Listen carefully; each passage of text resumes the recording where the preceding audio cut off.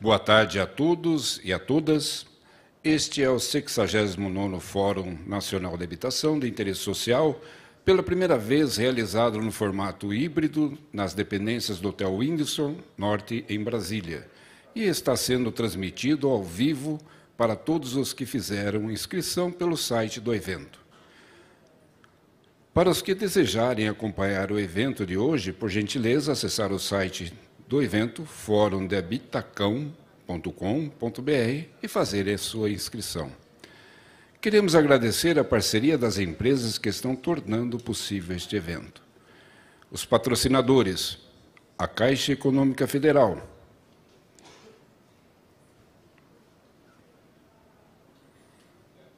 Excelsior Seguros, Construtora Pacaembu, Village Construções, Construtora MRV, Família Paulista Companhia Hipotecária. Queremos também agradecer o apoio do Conselho de Arquitetura e Urbanismo do Distrito Federal, CAL-DF, SL Comunicações e Eventos, Urbaleges Governança Fundiária, Gestão Territorial, Centro Universitário Uniceplac. Veremos agora os vídeos de nossos patrocinadores. Querida Vitória, Ana, Sandra, aqui tem uma caixa de oportunidades para cada uma de vocês. Um espaço de confiança para te acolher. Uma caixa para você abrir ou melhorar o seu próprio negócio. Para você realizar todos os seus sonhos e não depender de ninguém. Uma caixa para cuidar do futuro da sua família. Uma caixa de cuidados para quem cuida de todos. Existe uma caixa para elas, onde você tem liberdade para ser a mulher que quiser. Caixa, o banco de todos os brasileiros. Você já conhece a Pacaembu? Não? Então bora conhecer a maior construtora de casas do Brasil. São mais de 145 bairros planejados em mais de 45 cidades. São mais de 70 mil famílias transformadas. Estamos presentes em 3 estados: São Paulo, Paraná e Goiás. Pacaembu, transformando gerações. O mundo está em constante evolução. E como você se prepara para evoluir? Com inovação, descobertas, conhecimentos, o que você deseja para o seu futuro? Para construir a sua carreira, o Uniceplac usa metodologias focadas na prática. Nossos estudantes desenvolvem habilidades em laboratórios de última geração. É o que a sua evolução precisa. Uniceplac, prática que evolui. Matrículas abertas. Nesta mesa de diálogo, iremos conhecer as diretrizes do anteprojeto do Plano Nacional de Habitação e apresentar alguns instrumentos para contribuir com a redução do enorme déficit habitacional que atinge principalmente os mais vulneráveis. Informamos aos presentes que, após as apresentações, será oportunizado perguntas aos expositores. Chamamos para compor a mesa o presidente da Companhia de Habitação do Rio Grande do Norte, o senhor Pablo Thiago Lins.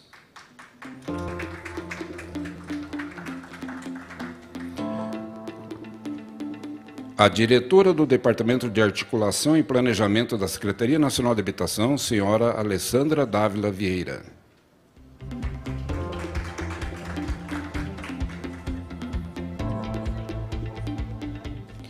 E o consultor da ABC, ex-gerente de ativos do FGTS, senhor Alfeu Garbim.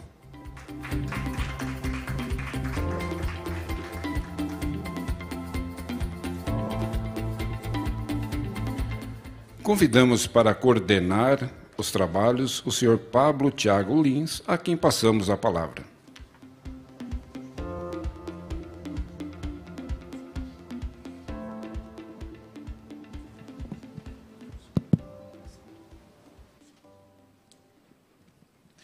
Boa tarde a todos. Maria do Carmo, Alfeu, Nelson, Alessandra, em nome dos quais eu saúdo os demais participantes aqui desse encontro.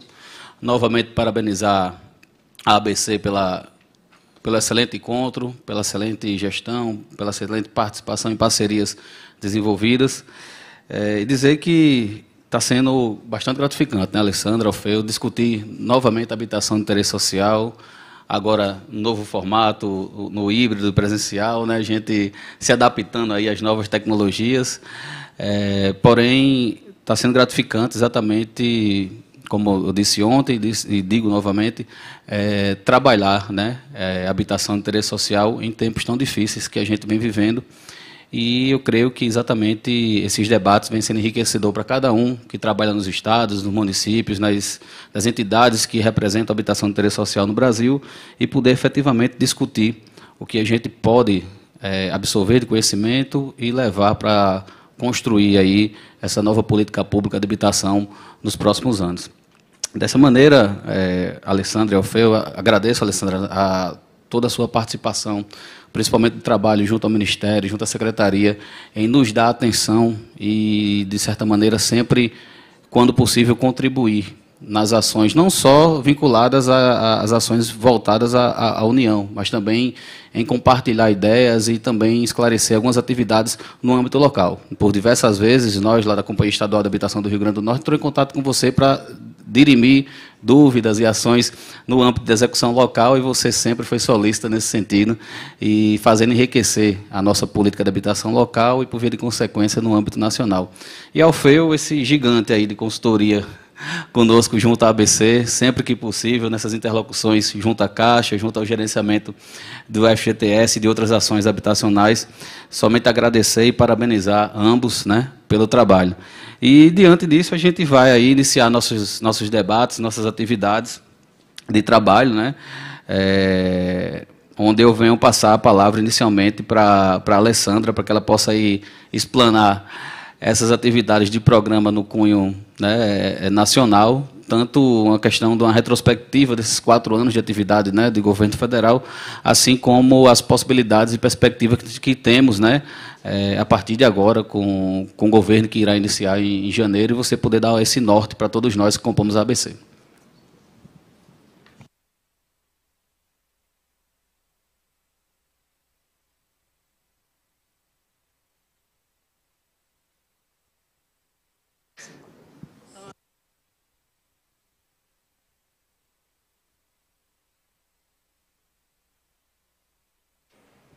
Bom, boa tarde a todos. Pedi licença aqui para ficar de pé, para conseguir acompanhar aqui certinho a apresentação. É sempre um prazer estar aqui no Fórum da ABC, né, uma parceira histórica aí da Política Nacional de Habitação, da Secretaria Nacional de Habitação, e trazendo esse tema que é tão relevante aí para a política nacional, mas também para as políticas, né, subnacionais em relação aos financiamentos federais, né? Eu não vou estar falando dos financiamentos, mas do Plano Nacional de Habitação, né? Então, trazendo aí só um pouquinho o que é esse plano, né? Esse plano, ele é um plano de infraestrutura de longo prazo, né? Então, não é a partir dele que a gente vai definir exatamente quais são o detalhamento dos programas, quais são os recursos disponíveis naquele momento. Ele é um instrumento fundamental para, primeiro, é um instrumento de pactuação, onde se é legítimo pleitear esses recursos, né? É um instrumento de pactuação com todo o setor habitacional, para dizer aonde é legítimo se pleitear essas ações, esses recursos, e ele é fundamental para trazer as necessidades habitacionais, para trazer os investimentos necessários. Então, inclusive, para no governo federal, na disputa de agenda, a gente ter esse instrumento para ir atrás e em busca desses recursos, né? A habitação, a gente sabe que ela não pode ser planejada aos soluços. Então, a gente tem que estar tendo uma visão de longo prazo para ir implementando os programas e as estratégias para ir fazendo sentido e tendo efetivamente uma melhoria na condição de vida da população, né? Então, e aí dentro dos instrumentos de orçamentação federal, a gente vai aí ter ele como base para nos referenciar, né? E ele vem sendo assim desde o primeiro Planab, é o que a gente espera agora do próximo Planab, nos referenciar para a colocação dos programas, para os pedidos de investimento dentro dos planos plurianuais federais. Então, esse é o instrumento que a gente vai tratar aqui nesse momento, né? Então, só para dar um pouquinho do contexto do primeiro Planab, né, alguns aqui devem ter participado, né, das plenárias regionais. Ele foi num momento em que tinha sido criado há pouco o Ministério das Cidades. Então, a gente estava num momento de institucionalização forte, em que pesa a habitação já ser um tema federalizado há muitas décadas. A gente estava com a instituição do Sistema Nacional de Habitação, a gente estava, enfim, com uma perspectiva de investimentos, né? A gente já tinha iniciado o PAC, veio na sequência o Minha Casa Minha Vida, então ele veio nesse contexto de institucionalização. Foi um plano que teve aí uma legitimidade muito grande, especialmente em relação a todo o debate que foi em torno dele, com as plenárias regionais, dentro do Conselho das Cidades e por aí vai, né? Só que ele tem uma questão que ele se tornou um instrumento que trouxe toda uma lógica de atuação federal, mas ele não é um ato normativo propriamente dito, né? Quem conhece aí o Planab, que ainda está vigente, ele é um livro que traz aí todo um diagnóstico do setor habitacional, toda uma lógica em relação a como se deve atuar em habitação, mas que ele não se tornou um decreto, uma portaria, alguma coisa assim, né? Mas ele foi, sim, o balizador das ações federais durante esses últimos 15 anos. Tá? Então, a gente tem, né, chegou aí, o Planab ele tem uma vigência até 2023, então nós estamos próximos, né, ano que vem, já tendo que lançar aí o novo Planab para ter um horizonte aí para 2024, e a gente sabe que é um processo longo de construção, então que ele já foi aí iniciado em relação a essa revisão. A primeira questão fundamental é exatamente a gente ter, né, as dimensões do que a gente está lidando, ou seja, as necessidades habitacionais e do tamanho dos investimentos. E por que a gente traz esse tamanho? Porque uma agenda do tamanho da habitação não pode ficar sem planejamento, né? Então, muitas pessoas falam, não, mas para que um planejamento de longo prazo, sendo que, na prática, é o PPA que vai decidir se tem ou não dinheiro, é a LOA que vai decidir se tem ou não dinheiro. Uma agenda que tem esse nível de investimento de bilhões, né, aí trazendo esse OGU e esse FGTS colocado aí, a gente está falando durante a vigência do Planab, né, que é esses valores investidos, então a gente está falando de uma agenda aí de quase 120 bilhões de reais. Então, essa agenda ela precisa de planejamento, ela precisa de planejamento de longo prazo e ela afeta uma quantidade considerável das famílias brasileiras, né? Então, a gente precisa ter essa pactuação e esse olhar mais estratégico, enfim, mais técnico e mais pontuado. Então, só que a gente já tem aí, até do próprio aprendizado do Planab, a gente vem aí, né, do Planab, enfim, da implementação, do ciclo de implementação dos programas, a gente já sabe que isso para todos os Planabs, isso são os desafios da agenda da habitação, que é exatamente a previsibilidade, né, da continuidade de investimentos. A gente sabe que esses soluços eles trazem uma questão para a cadeia da produção, eles trazem uma questão para os estados e municípios se planejarem quando cessa o investimento federal. Então, a gente tem uma questão fortíssima colocada em relação à sustentabilidade, em relação aos programas serem mais regionalizados. Então, isso tudo foram críticas e foram, né, questões que foram sendo colocadas ao longo da implementação dos programas, que são a materialização do plano em si, né?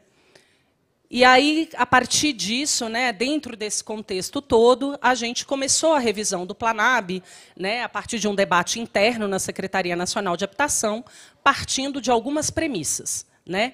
A primeira premissa, mais fundamental, é exatamente de tratar como uma revisão. Apesar de ser o fim da vigência, então ser um novo plano, tratar como uma revisão pelo entendimento de que o atual Planab ele ainda traz um diagnóstico e ainda traz uma condução, né, em termos de estratégias e linhas programáticas que para de pé, né, que faz sentido ainda com o nosso contexto, mas, claro, com as devidas atualizações. E, principalmente, com a atualização em relação aos aprendizados de implementação que a gente teve por esses ciclos de investimento do PAC e do Minha Casa Minha Vida, principalmente, né? Então, essa revisão foi tratada exatamente nesse sentido. Como que a gente aprendeu nesses últimos 15 anos que a gente consegue refletir dentro desse plano, e, para isso, era fundamental não só uma reflexão da burocracia, mas ouvir todos os atores de implementação, né, e todos os atores aí do setor habitacional para estar fazendo essa revisão. Né? Então, o que nos leva à terceira premissa, que é a da construção colaborativa, né? Que é de ter uma transparência, uma representatividade na elaboração desse plano. Né? Uma questão fundamental também é trazer a sustentabilidade como algo mais forte. Né? Então, a gente entendeu que os eixos ainda eram pertinentes, os eixos que estruturam o atual plano, mas que era necessário trazer um eixo de sustentabilidade que não dá mais para fugir dessa discussão em nenhuma política pública, e ainda mais uma política pública com o impacto que tem, né? O impacto de construção civil, o impacto nas cidades, enfim, o impacto ambiental mesmo que tem dentro, como a Política Nacional de Habitação. E a nossa quarta premissa é exatamente essa questão que eu trouxe no começo, de uma institucionalização do plano, ou seja, que o plano trouxesse, se tornasse um ato normativo para efetivamente guiar a burocracia, né, guiar a implementação e os programas.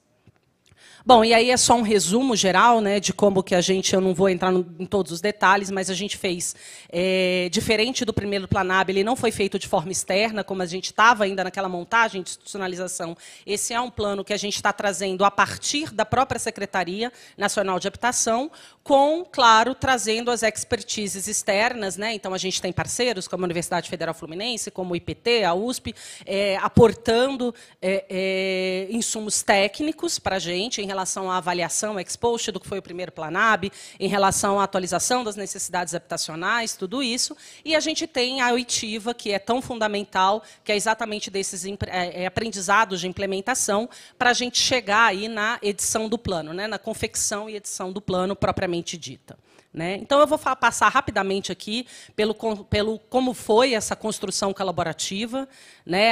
Primeiro, a gente idealizou colocar o plano no mundo, então a gente fez aí webinário nacional, webinários regionais, a gente teve aí apoio da ABC aí também, na indicação de representantes, para a gente estar ouvindo, né, de uma forma mais regional. Isso é uma questão que a gente tem em relação, o primeiro Planab tem um enfoque intra-urbano bastante forte, né, e a gente tem, né, ainda mais com essa questão, né, de que se tornou o Ministério do Desenvolvimento Regional, como que a gente traz o olhar regional mais fortemente para dentro da política de habitação.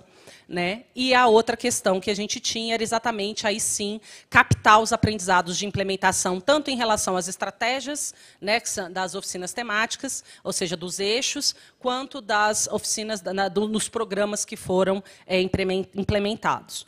Só que a gente tinha uma situação específica, como vocês bem sabem, né, que o Conselho das Cidades foi desativado, então a gente carecia, né, no momento daquela instância de discussão e legitimação. Então, a opção feita foi montar o que a gente chamou da Comunidade Planab, a partir do último Conselho Técnico de Habitação, do Conselho das Cidades, que era onde se tinha todo esse debate, era o fórum que debatia as políticas e os programas habitacionais. Então, a gente pegou aquela Constituição, deu uma atualizada em relação a algumas novas instituições, enfim, algumas que não estavam mais atuantes, e trazendo, né, a representatividade aí dos diversos segmentos que compunham o Conselho das Cidades também, para convidar aí essas 51 instituições a fazer parte dessa discussão, aí uma discussão mais focada, mais técnica, em cima da implementação das estratégias e dos programas habitacionais.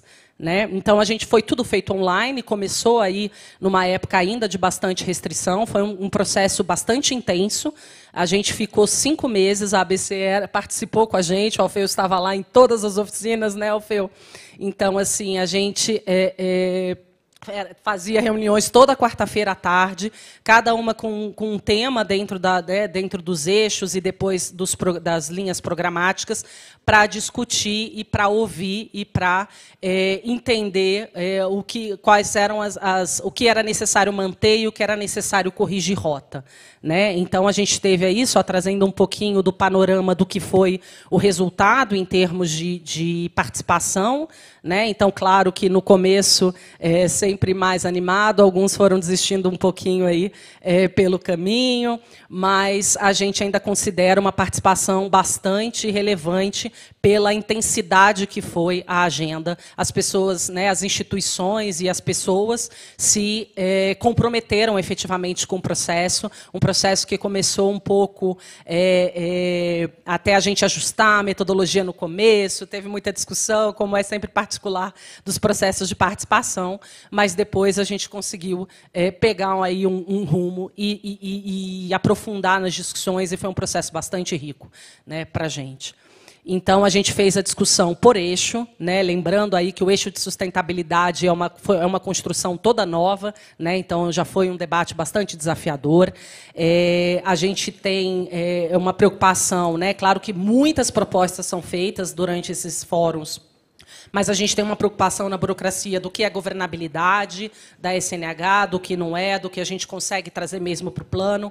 Então, isso tudo a gente está fazendo, esse trabalho interno de deglutição, digamos assim, para a gente conseguir chegar aí num documento final em relação a essas oficinas, né? A gente teve também 8 oficinas, uma para cada linha programática, né? As linhas programáticas aí, como elas estão colocadas hoje no decreto do Casa Verde e Amarela, que organiza aí os investimentos federais, né? Então, esses foram os debates mais acalorados, porque, como esse gráfico pode nos mostrar, a materialização do plano são os programas, né?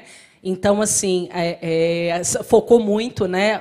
A gente vê que tem uma contribuição muito maior, isso é uma síntese em relação às propostas que chegaram, né? Aí já limpando, já burilando, e a grande maioria delas acaba sendo em relação aos próprios programas. Então, eu trago isso para dizer que, para além que essas oficinas elas foram muito interessantes, não só para o que a gente vai usar no próprio plano, mas também para a revisão dos programas, que elas são contínuas e permanentes dentro da secretaria. Então, foi um aprendizado muito maior e é um material muito rico que vai ser aproveitado para além do plano. Bom, e aí algumas ideias emergem de uma forma mais forte aí, né? Então, as ideias forças que saíram, como o meu tempo já está bem escasso, eu vou trazer 2 que têm muito a ver com esse quórum, né? Eu acho que uma das questões que chegaram bastante fortes dentro dessas oficinas é exatamente a diversificação de agentes financeiros, né? Então, aí a retomada aí do papel das Coabs em relação a isso, né? A gente tem uma questão aí já federal em relação à regularização fundiária e melhoria, que já traz isso novamente, e isso foi bastante debatido como algo bastante importante até para a regionalização, para esse olhar mais adequado ao território dentro do Sistema Nacional de Habitação. E a outra questão também, a dificuldade que o governo federal tem em relação a chegar em todos os municípios, né? Então, a questão das capacidades administrativas permeia a discussão de todas as linhas programáticas, e o protagonismo dos estados, né, no auxílio a esses municípios, especialmente os municípios médios, os municípios menores, ele é fundamental, e isso apareceu como uma ideia-força também bastante relevante dentro das oficinas, né? Bom, então, vou passar rapidamente agora para o que a gente já tem aí de resultado dos ensinos técnicos, né? Então, a gente teve aí a atualização do déficit, a revisão da metodologia, porque a PNAD contínua mudou, né? Então, a gente continua aí com um patamar próximo de 6 milhões do déficit, sendo que a gente sabe que metade disso é o famoso ônus excessivo com o aluguel, né? Isso é uma questão, como é que a gente trata essa questão do ônus excessivo com o aluguel, porque ele não é necessariamente uma questão de aumento de estoque, né? De produção habitacional, né? Então, alguns programas, algumas linhas, elas precisam ser melhor pensadas para atingir esse público propriamente dito, porque isso é um problema de demanda efetiva, de como a demanda encontra oferta, mais do que de necessidade de um novo estoque, né? Mas a gente tem também aí uma necessidade de produção habitacional grande, aí, enfim, por habitações precárias, por coabitação e por aí vai, né? Alessandra, temos 2 minutos para concluir. Deus do céu. Então, passando rapidamente a inadequação, né? A inadequação atingindo aí 40% dos domicílios brasileiros, né? E se a gente pegar todos os itens delas juntos, né? Isso não é somado, é hierarquizado. Então, no mínimo, 40% dos domicílios brasileiros têm algum tipo de inadequação. Isso mostra o impacto que isso tem, né, na vida dos brasileiros. Eu vou ganhar, tem que ganhar tempo a mais quando o negócio não vira. Os aglomerados subnormais, né, os famosos assentamentos precários, então, assim, uma agenda absolutamente relevante, né, e vem sendo trazido aí pelo Gabinete de Transição em relação a um foco na questão das periferias, né. A gente teve no PAC investimentos massivos, mas depois a agenda de produção habitacional se sobrepondo aí, né, mas a gente tem aí uma relevância muito grande em relação a entrar nesses territórios, não só para levar saneamento e infraestrutura, mas para levar qualidade de vida. Né? Então, isso também é uma necessidade habitacional absolutamente relevante. E uma que foi colocada, que já vem há muito tempo sendo discutida, mas que agora acredito que foi consolidado como sendo visto que efetivamente é uma questão de habitação, que é tratar a população em situação de rua não somente como uma questão de assistência social, mas também como uma questão de moradia. Né? Inclusive, o Ministério da Cidadania vem com uma linha forte em relação à linha de moradia primeiro, né? Que enfim, é exatamente trazer isso. Então, isso entrando pela primeira vez, isso né, digamos, inédito aí em relação aos programas habitacionais, então isso entrando pela primeira vez no Planab como uma necessidade habitacional, inclusive pelo tamanho que esse fenômeno, né, tamanho principalmente não só no sentido de uma vulnerabilidade extrema, mas no sentido do tamanho da população que está atingindo. E aí a gente tem, claro, a população continua crescendo, em menor ritmo, mas continua, novas famílias continuam sendo formadas, então, além de olhar para o retrovisor, que é todo esse passivo, né, que foi apresentado, a gente continua precisando construir novas casas, porque novas famílias vão se formando, as pessoas vão crescendo, então a gente continua aí com 1,1 milhão de domicílios ano, lembrando que isso não é uma tarefa exclusivamente estatal, nem federal, isso é uma tarefa de país, isso está distribuído em diversas rendas, né, então isso tem também uma questão de financiamento, de SBPE e de outras formas de produção, né? Mas trazendo aqui um dado relevante que veio da demanda futura, né? Da demanda por moradia, que é o envelhecimento da população. Então, da gente ter que começar a olhar também para programas né, específicos para idosos. Né? Então, se a gente olhar as faixas de idade, a gente vê que tem uma questão absolutamente pungente aí, né, de que a gente precisa tratar essa questão, porque dificilmente ela é tratada, por exemplo, pelo crédito, independente, muitas vezes, até de uma renda que possa acessar. Né? Então, isso também vem como um desafio para os programas habitacionais.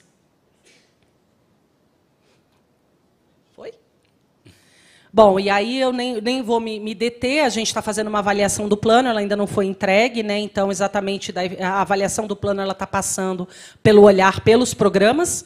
Né? Então, assim que a gente tiver o resultado desses estudos, a gente vai disponibilizar. Aliás, todos os estudos, assim que tiverem oficialmente entregues e revisados, a gente vai disponibilizar.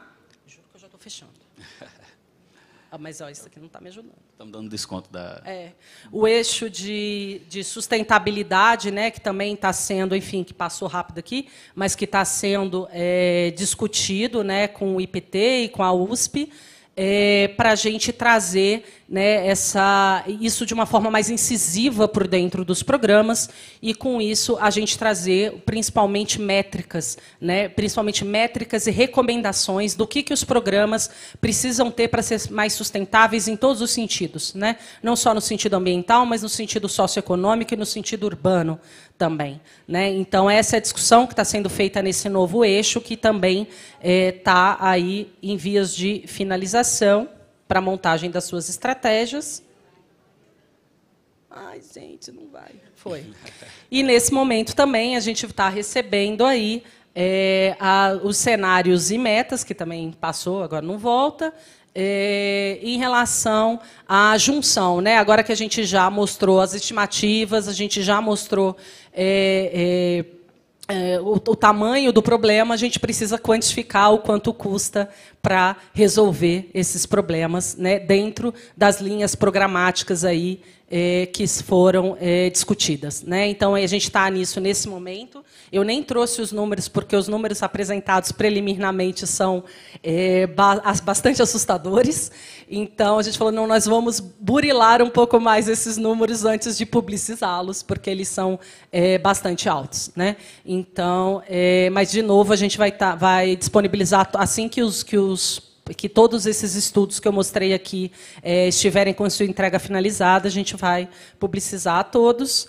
E aí, só fechando aí o estágio, né, a gente fez esse trabalho ao longo de todo o ano, né? Começou em 2021 e foi ao longo de 2022, principalmente a construção colaborativa.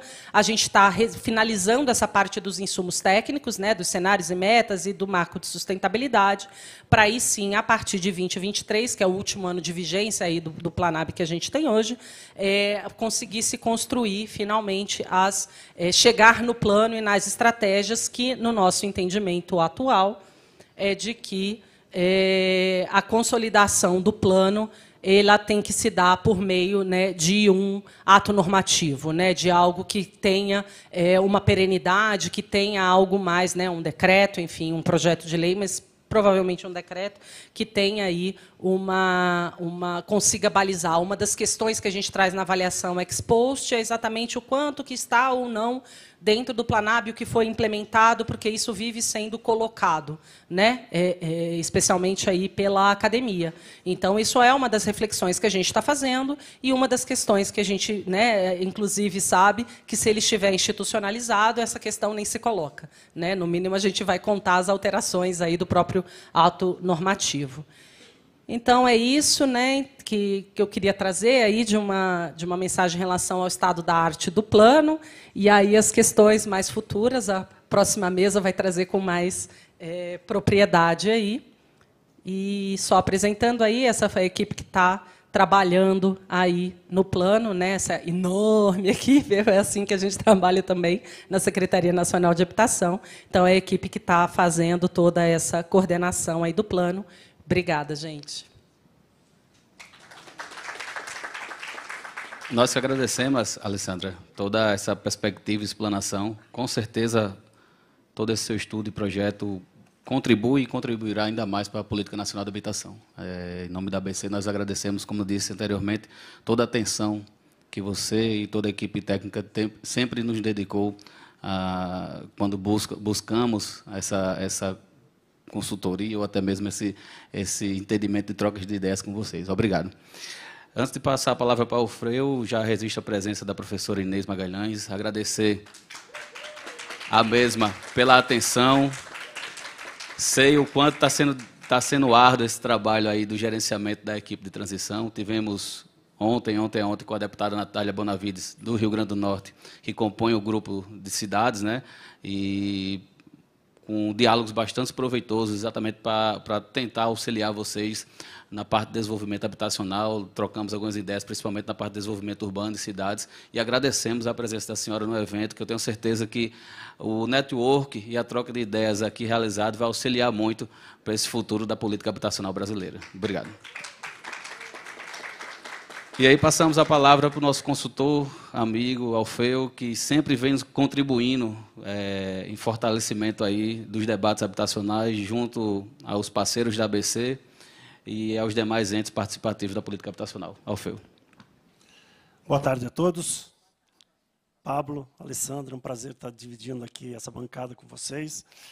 Ver a Inês, a nossa presidente Maria do Carmo aqui também. E dizer, agora, tendo em vista um planejamento futuro aí, olhando para o presente, projetando isso, a gente pode se perguntar, e aí, qual é a parte que me cabe nesse latifúndio, né? O que nós, como Coabs, podemos fazer em relação a esse plano que está aí? Eu gostaria de dizer que foi muito gratificante participar do desenvolvimento, participar das oficinas. Foi muito participativo, parabéns, Alessandra, a equipe, né, pela forma que foi conduzida, realmente. E eu tenho a alegria de ver assim que, no primeiro plano, eu participei representando a Caixa. Eu estava ali do lado dos bancos, vendo o ponto de vista dos bancos, o ponto de vista do FUND, FGTS. E agora, do outro lado aqui, olhando do ponto de vista das Coabs. Se lá tinha muitos recursos, aqui, olhando desse lado, a gente vê a dificuldade de acessar esses recursos. Então, nesse contexto, eu procurei colocar algumas coisas aqui e colocar as Coabs do contexto do Planab. Eu coloquei, claro, a gente não tem a pretensão de atar todos os nós, ou mostrar todas as linhas, enfim, mas alguns pontos são necessários para que a gente pense, e até mesmo o que nós precisamos fazer em relação à participação das Coabs de uma forma mais efetiva, mais participativa nos programas do governo federal e no repasse desses recursos do FGTS e outros, que a gente sabe que são sempre escassos para a área de habitação. Então, eu coloquei alguns pontos aqui, apenas duas constatações aqui eu coloquei. Opa, apanhei também. Duas constatações eu coloquei. Eu entendo que a ausência das Coabs e os agentes públicos de habitação, como protagonistas, como participantes efetivos nos programas do governo federal, contribuíram também para o aumento do déficit habitacional. Quando a gente pega os dados do déficit habitacional e a gente olha o passado e vê aquela participação de milhares de unidades que as Coabs tiveram durante um determinado período. E agora a gente vê a partir de 86, praticamente não constando nenhum dado de execução nos programas do governo federal, porque normalmente as Coabs participam como agente promotor, e aí o número acaba indo para a contratação da Caixa, acaba indo para a participação no mercado da Caixa, ou de outros agentes financeiros, e os números das Coabs ficam praticamente inexistentes. Claro que não desistiram, nós vemos aí os números que foram apresentados ontem, né, programas que são desenvolvidos em âmbito estadual, regional, enfim, e a importância da participação das Coabs. Mas, mesmo assim, a falta das Coabs, com certeza, excluiu uma boa parte da população, especialmente aquela de mais baixa renda, e que tem nas Coabs a expertise de atendimento, né, de sentir o cheiro ali realmente de quem precisa aquela moradia de mais baixa renda. E outra constatação é que o novo Planab, ele traz um papel para as Coabs. Ele traz um papel para as Coabs, como protagonista. No primeiro documento que eu li, eu tinha lido o primeiro Planab, não tinha menção às Coabs, ou se tinha, era uma menção. Agora eu vejo em vários capítulos que foram propostos ali, reconhecendo as Coabs, os agentes públicos de habitação, como um agente, como um ente que poderá contribuir, sim, para a melhoria dos programas habitacionais nesse Planab, que se propõe até 2040. Não é isso? Diante disso, eu pensei, quer dizer, que requisitos nós podemos apresentar em relação ao setor, em relação às Coabs, que merecem a nossa atenção? Evidentemente que alguns deles até foram mencionados aqui nesta manhã. Alguns deles dependem do governo federal. Alguns deles dependem do setor, das Coabs e agentes públicos. Outros dependem do legislativo, enfim, de outras instâncias. O primeiro deles, o equacionamento dos débitos dos agentes financeiros, Coab e assemelhados, junto ao FGTS, e também a agilização do processo de inovação dos créditos do FCVS. Quando a gente pega cada Coab de per si, a gente vê que são empresas bilionárias. São empresas que têm um patrimônio de bilhões. Tem empresa aí que tem 15 bilhões de patrimônio, que faz parte do setor. Mas, no entanto, quando a gente vai ver a capacidade dele tomar recursos junto ao FGTS ou diante de outros fundos, a gente vê que, normalmente, os pleitos são negados, porque não atingem aquele risco de crédito exigido pelo agente operador do FGTS, por exemplo. E aí frustra as tentativas, que nem ocorreu no ano passado, algumas tentativas que foram feitas de habilitação das Coab junto ao agente operador e que não foi possível, justamente por questões do risco de crédito. Não pela atuação, mas pela questão de risco de crédito. Um segundo que eu diria é a revitalização e fortalecimento das estruturas das Coabs e agentes públicos de habitação. Eu estou há 3 anos, um pouco mais, nas Coabs. Uma água, por favor. E eu percebo assim, nesses 3 anos, eu já tive a oportunidade de fazer 2 notas técnicas em relação a propostas de extinção de Coabs, de agentes públicos. Quer dizer, será que o controlador como ele está analisando a participação da Coab ou desse agente no âmbito ali municipal ou estadual?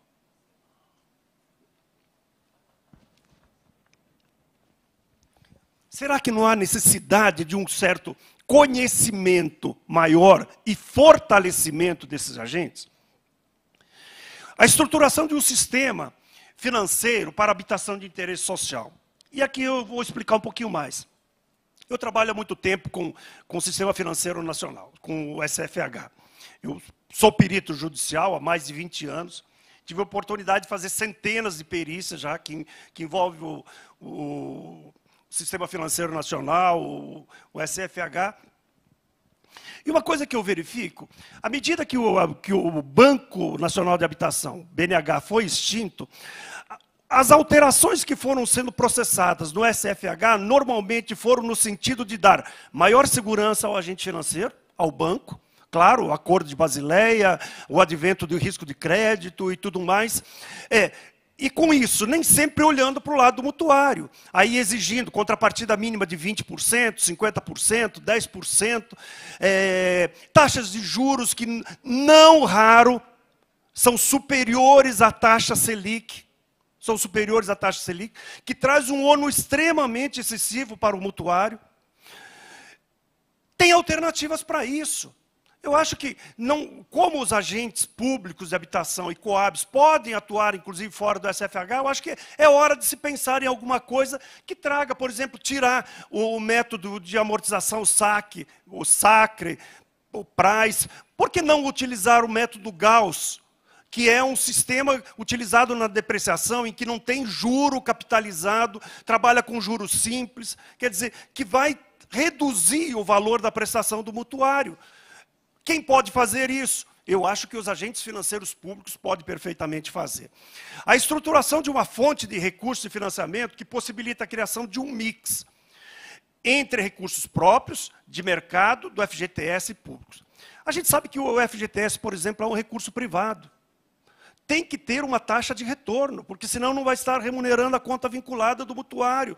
Mas se nós fizermos uma composição com recursos próprios, recursos do orçamento, da União, recurso do orçamento estadual ou da própria Coab, com certeza a gente conseguirá ter uma taxa de juro baixa, com um sistema de amortização que nem o que eu sugeri, não é o único, Gauss, nós teremos com certeza a geração de uma prestação menor, com mais facilidade de trazer famílias que estão fora para dentro desse sistema. O tempo passa, hein? Opa, passei demais. Desculpe aí, estou apanhando. Bem, outro ponto é a criação de um fundo garantidor, ou uma sociedade garantidora de crédito. Isso já foi objeto de debate em um fórum anterior, e que nós demonstramos que realmente chegou a hora, eu acho, de criar um fundo garantidor nos modelos que o BNDES tem, por exemplo, para os microempresários, que possibilita que o empresário tenha, esse microempresário que não tem capacidade de ofertar garantias, que através de um aporte num fundo garantidor ele consiga passar no risco de crédito dos bancos.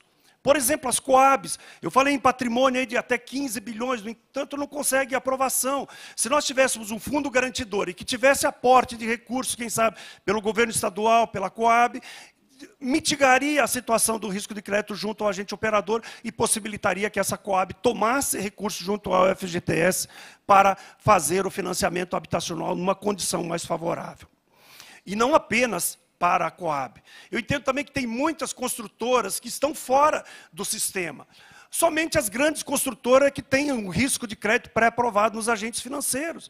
A semana passada eu tive a oportunidade de ministrar um curso pela Associação de Bancos, pela BCIP, e tinham 2 agentes financeiros participando porque querem se habilitar junto ao FGTS. O Banpará e o Banestes, 2 bancos regionais. E eu estava falando para eles da importância de nós deles olharem para a ABC, olharem para as Coabs como um parceiro para efetivamente, já que as Coabs têm a expertise, se eles conseguem tomar recursos junto ao FGTS, que possa esse recurso chegar ao mutuário lá através da participação das Coabs.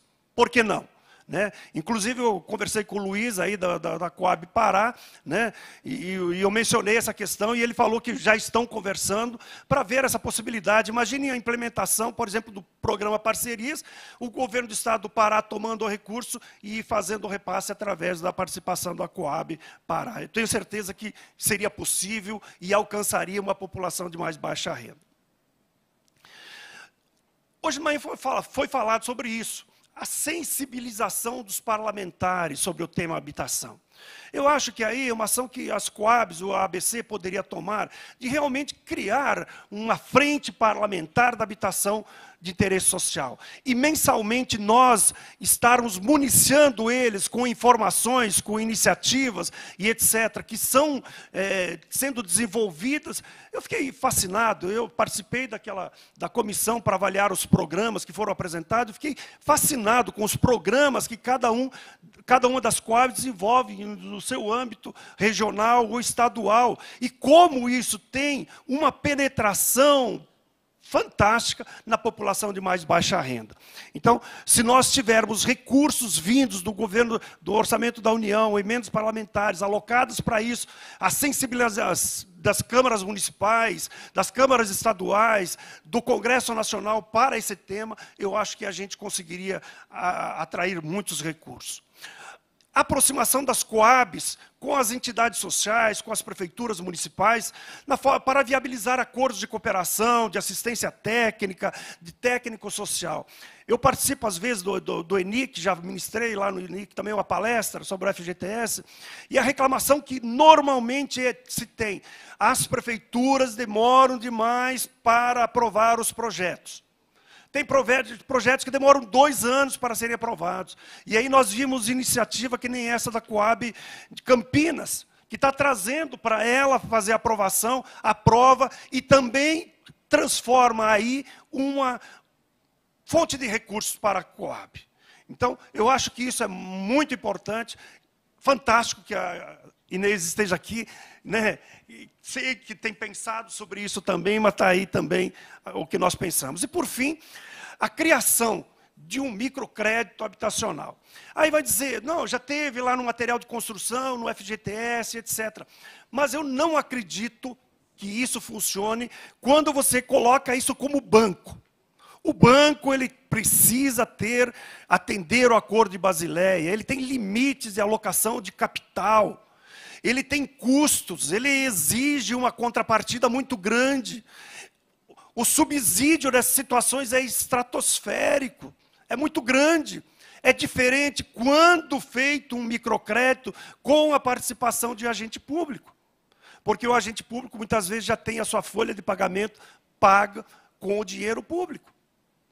Quer dizer, tem condições de trabalhar numa condição diferenciada, de fazer um acompanhamento, de dar uma assistência técnica à prefeitura para fazer um acompanhamento, eventualmente, da aplicação do material de construção. E aqui eu distingui financiamento para melhoria habitacional, porque muitas vezes uma melhoria habitacional, a garantia pode ser extremamente boa, até mesmo para o banco, porque ele vai lá e constitui uma hipoteca sobre o imóvel todo. Aí ele tem uma segurança.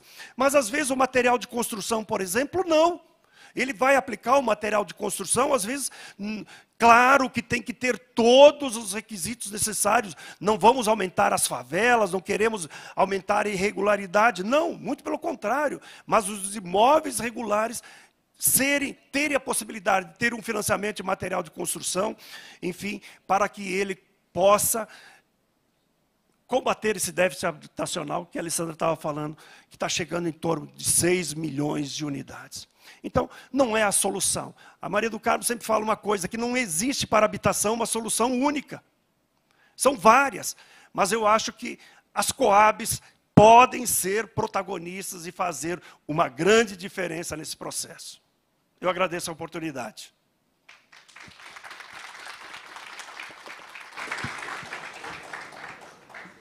Nós que agradecemos, Alfeu, sempre trazendo perspectivas e experiências enriquecedoras. Eu creio que exatamente esse ponto de vista que você nos apresenta faz com que a gente possa traçar novos nortes exatamente de aplicabilidade das ações voltadas exatamente a essas linhas de financiamento, de crédito, em busca de ações, né, significativas em prol da diminuição do déficit habitacional. Bem, agora vamos abrir aí para os participantes, para os questionamentos e perguntas para os nossos palestrantes. Seguindo aqui o nosso roteiro, direciona as perguntas inicialmente para o Alfeu, posteriormente para a Alessandra, e aí eu disponho aí da palavra aí para vocês participantes.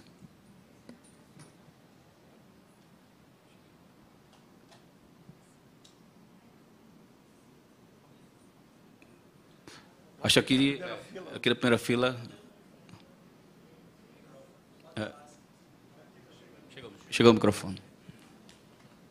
Bem, boa tarde. Me chamo Gilbrando, faço parte do Corpo Técnico da Companhia Estadual de Habitação do Rio Grande do Norte. Alessandra, parabenizar pela metodologia aí dentro da perspectiva do planejamento, extremamente participativa, né? E agregando um eixo que é realmente fundamental, que é o eixo sustentabilidade. E, de imediato, a gente tem uma preocupação com os custos que isso vai trazer para os empreendimentos de maneira mais imediata, né? A gente está falando de tecnologias que ainda têm um custo associado relativamente alto, né? Tecnologias de aquecimento solar, energia solar, reuso e tudo mais. Mas uma preocupação que nos traz, enquanto corpo técnico, não é nem no momento imediato do custo imediato da implementação da tecnologia. É o após a implementação da tecnologia, porque o que a gente vem vendo na área da engenharia é que, inclusive, imóveis de alto padrão vêm revertendo as soluções tecnológicas do ponto de vista ambiental, porque os custos de manutenção e os custos de operação, na realidade, às vezes até por uma falta de mão de obra qualificada, vem sendo revertido, né? Então, a preocupação que resta é como é que essa perspectiva do planejamento ficou dentro da área de interesse social, tendo em vista que até dentro da área dos imóveis de alto padrão as soluções estão sendo, ao invés de implementadas e aprimoradas, elas estão sendo revertidas para soluções que já eram padrão. Essa é a minha dúvida. Obrigado.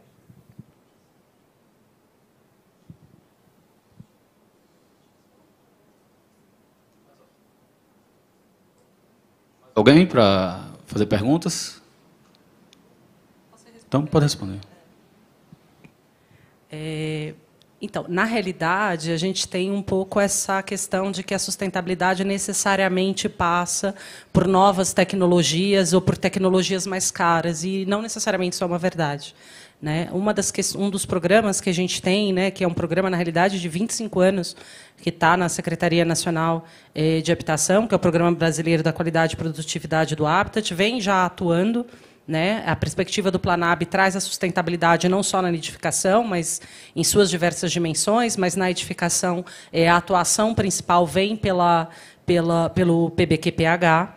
E às vezes, pequenas mudanças na forma de se utilizar os materiais, né? A gente tem um exemplo bastante interessante, que é, por exemplo, das bacias sanitárias, né? Da mudança de quantidade de litros da bacia sanitária que se coloca, e isso é toda uma pactuação com o setor da construção, para ir se mudando os materiais disponibilizados, ou mesmo a utilização de materiais conformes. A forma que você faz né, o bota fora, né, o famoso bota fora da construção. Isso tudo é sustentabilidade, para além do que a gente muitas vezes acha que só passa pelo painel solar. Não, né? A forma que você faz o empreendimento, precisando muitas vezes muito menos de máquinas, já vai trazer sustentabilidade, né? Já vai trazer menos ventiladores, menos ar-condicionados, outras questões que vão, se tiver um projeto melhor executado, se tiver um projeto com materiais de melhor qualidade, mesmo que custe um pouco mais na implementação, você tem menos desperdício e refazimento e gerando mais resíduos da construção civil, e isso também é sustentabilidade. Né? Então, a gente tem, assim, a sustentabilidade ela é múltipla nesse sentido. É por isso que a gente está calcando os indicadores em cima da descarbonização, né? Porque aí a gente tem um olhar que é para além só da eficiência energética. A eficiência energética ela é fundamental, mas ela traz muito essa questão das novas tecnologias, em alguns casos. Né? Também é possível eficiência energética sem grandes inovações tecnológicas, né? Com melhor iluminação, com melhores vãos, isso já traz melhor eficiência energética, melhor ventilação e por aí vai. Então, eu acho que um dos desafios que a gente tem é descomplexificar a sustentabilidade. É tirar um pouco essa ideia de que a sustentabilidade ela é cara, ela necessita de paramentos, ela necessita de outras coisas. Não, às vezes, simplesmente a construção ser mais sólida, exigir menos manutenção, ser feita com materiais conformes ou de origem, né, que a gente sabe de onde vem, que não é uma madeira que, enfim, foi de desmatamento e por aí vai. Isso já vai agregando sustentabilidade ao programa, enfim, às intervenções. né? Então, sim, mas existe sim essa preocupação, porque também trazer qualidade aumenta os custos de implementação, e um dos grandes desafios que a gente tem é trazer sustentabilidade sem perder escala, porque intervenções de habitação, né, assim, política habitacional sem escala, para o tamanho das necessidades que a gente viu aqui, é insustentável, né? Então, aí a gente traz a insustentabilidade em nível urbano, a gente arrasta as pessoas para as beiras dos mananciais, para as encostas, enfim. Então, aí a gente vai para outros dramas da sustentabilidade de uma maneira até mais macro. Então, esse equilíbrio ele é necessário, e é nisso que a gente vem tentando trabalhar, exatamente para a agenda da edificação. Ela é importante, mas ela não pode se sobrepor toda a discussão da política e na sua sustentabilidade, sem perder a escala, para a gente ter essa sustentabilidade urbana também. Ok, mais algum questionamento? Bem, então abro a palavra ao Feu para fazer suas considerações finais. Agradecemos mais uma vez pela participação na mesa. Posteriormente, passo para a Alessandra, para que possamos dar continuidade às demais atividades do dia de hoje. Habitação é um tema desafiador, né? E a gente só está aqui com os cabelos brancos, que eu vejo de muitos aí, porque gosta de habitação. E eu acho que a gente pode realmente fazer a diferença, mas eu vejo ontem, conversando com alguns jovens que são de Coabs aí, os olhos brilhando, dizendo, olha, não tem igual de você ver a satisfação de alguém recebendo seu imóvel, sendo atendido na sua necessidade.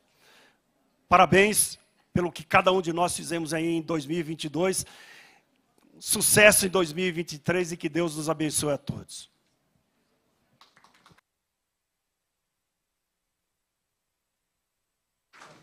Alessandra. É verdade, Alfeu, uma vez habiteiro, para sempre habiteiro. É algo que a gente carrega para o resto da vida, não é uma passagem na nossa vida.